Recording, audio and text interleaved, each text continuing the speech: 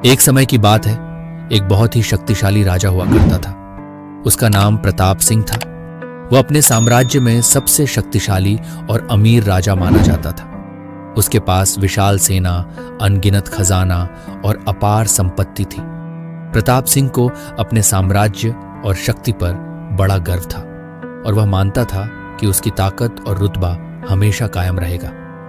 राजा प्रताप सिंह की अदालत में एक विद्वान ब्राह्मण था जिसका नाम धर्मानंद था। वह राजा को समय समय पर ज्ञान की बातें बताता रहता था, लेकिन राजा प्रताप सिंह अक्सर उसकी बातों को नजरअंदाज कर देता था।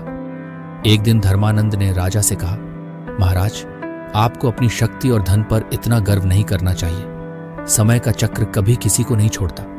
जो आज महान है, कल वह कुछ भी नहीं रह सकता।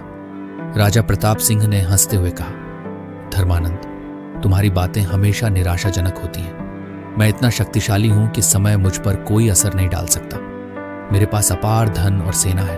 मैं अजेय हूं। धर्मानंद ने एक हल्की मुस्कान के साथ कहा, महाराज, समय सबसे बड़ा शिक्षक है। जो आज शक्तिशाली है, समय के साथ वह कमजोर हो सकता है। समय किसी का इंतजार नहीं करता।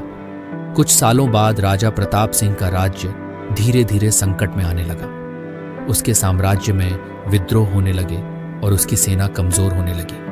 आसपास के राज्यों ने उसका साम्राज्य पर हमला किया और धीरे धीरे उसका सारा खजाना और संपत्ति खत्म होने लगी। राजा का गर्व चूर चूर हो गया। एक दिन जब राजा प्रताप सिंह ने अपने पुराने मित्र धर्मानंद से मुलाकात की तो उसने सिर झुकाते हुए कहा, तुम सही थे धर्मानंद। समय का चक्र किसी को नहीं छोड़ता। मैंने अपने गर्व में यह समझा था कि मैं अजेय हूं, लेकिन आज मैं देखता हूं कि समय ने मुझे भी नहीं छोड़ा।